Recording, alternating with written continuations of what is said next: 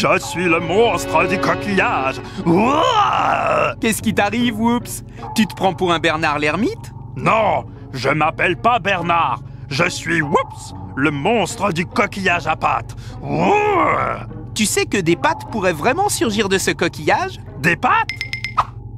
Si un Bernard l'ermite habite à l'intérieur? Oh oh! Bernard! T'es là? Oh, y a personne?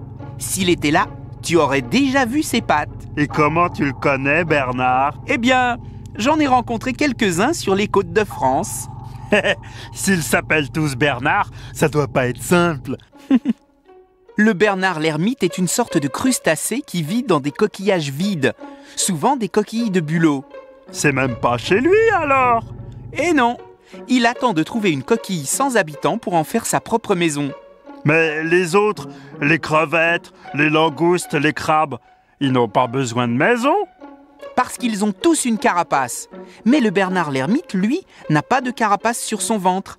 Alors, il se protège avec un coquillage. C'est pas super comme protection. Viens, je vais te montrer comment ça marche.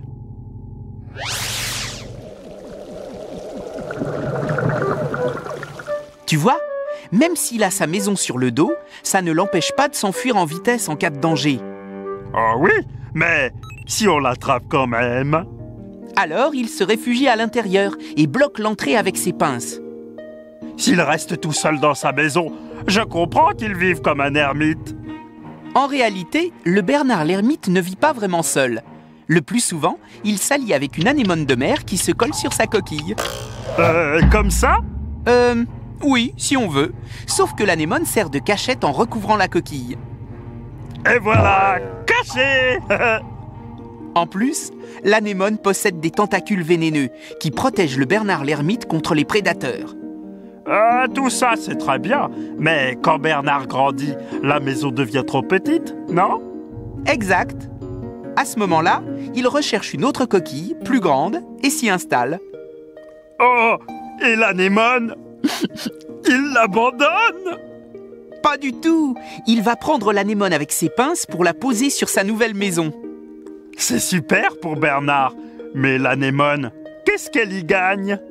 Il s'agit d'un partenariat. En échange de sa protection, l'anémone profite des déplacements et de la nourriture du Bernard l'ermite. En fait, elle mange ses restes. Eh bien justement, j'ai faim. Ah, allez Bernard, direction la cuisine. Je mangerais bien du Whoops l'ermite, mais je ne sais pas si je t'en laisserai. Finalement, je n'ai plus très faim. À bientôt les amis. Les amis, à bientôt.